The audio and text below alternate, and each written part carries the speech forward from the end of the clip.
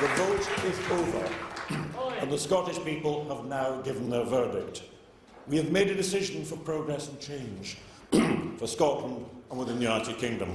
Come on, Scotland, let's get on with it together.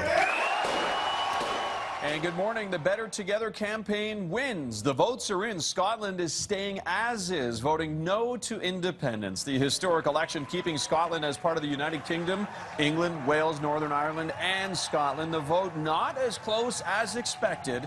About 55% of Scottish people rejecting independence. 45% did want to leave the UK. The turnout, about 84.5% of all eligible voters casting a ballot in this referendum. Even with the No campaign winning, there will be significant changes. British Prime Minister David Cameron says he will follow through on his promise to increase Scotland's power.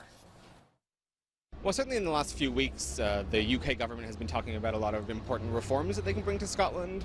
The basic version is just that they're going to give the Scottish Parliament a lot more power to raise taxes as they wish, to spend on new programs. They're actually quite limited in what they can do, so there'll be lots of reforms, perhaps giving Scotland more power. In total, just over 2 million Scottish people voting to stay in the UK, about 1.6 voting to leave. It's now 7:33 back here in Calgary. 4 new labs mimicking the real world are now the new learning centers for SAIT students studying rehab therapy. This apartment is designed with one-sided glass and camera so instructors can watch a scenario unfold here while the students immerse themselves into a real-life exercise. It also features a real-world physio or hospital ward.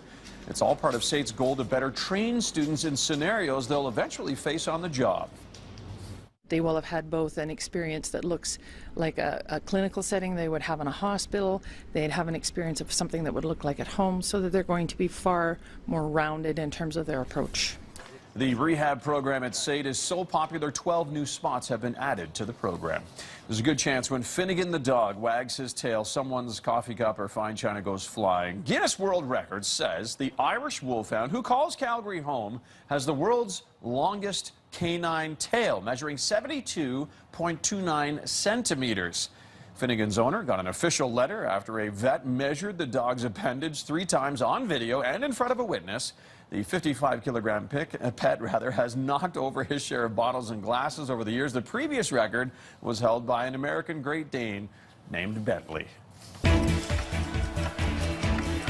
Time to focus on business now. The iPhone is now on sale in stores around the world. Business editor Mike Apple joining us live from Toronto.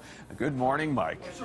Yeah, good morning, Ted. What a scene in front of pretty much all of the Apple stores globally this morning. People lining up, and they're saying these are some of the biggest lineups ever, if that's possible, for the launch of a new Apple product. If only I had a hot tub time machine, it would be called the Apple iPhone, but I digress. We're watching this company sell billions of dollars worth of product once again, and it is just what Apple does. It has that impact on the marketplace, specifically in the world of technology, where people line up for days in some cases to get their hands on the latest and greatest. And it's no wonder that Apple is by far the world's most valuable company.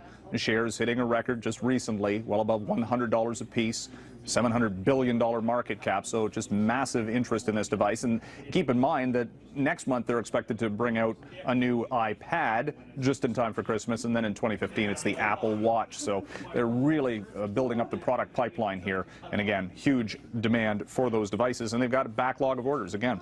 We're also watching shares of another big tech company on Wall Street.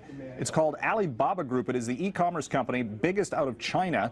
It's going to debut on the New York Stock Exchange today in the biggest ever initial public stock offering. Alibaba was formed in 1999 by Jack Ma. He created Alibaba, the e-commerce site, in a one-bedroom apartment in China for a $60,000 investment. Today it's worth $168 billion at the start. Amazing story there, and it's going to be fascinating to see the shares trade on the New York Stock Exchange today. Inflation numbers in from Stats Canada this morning. Surprise, the core rate of inflation went up a little bit to 2.1%, and that's got the dollar on the move in the early trade. We're seeing higher prices at the grocery level. Interesting to note, though, the price for wheat and soybeans and corn this year way down. In fact, down this morning on the latest U.S. crop estimate. The wheat price for farmers down 28% so far this year. Ted, back to you. Have a good weekend. You too, my friend. The Apple iPhone. All right, very good. Thanks, Mike. Mike Apple chatting with us from 680 News in Toronto. 680 News is the sister radio station, of course, of 660 News right here in Calgary.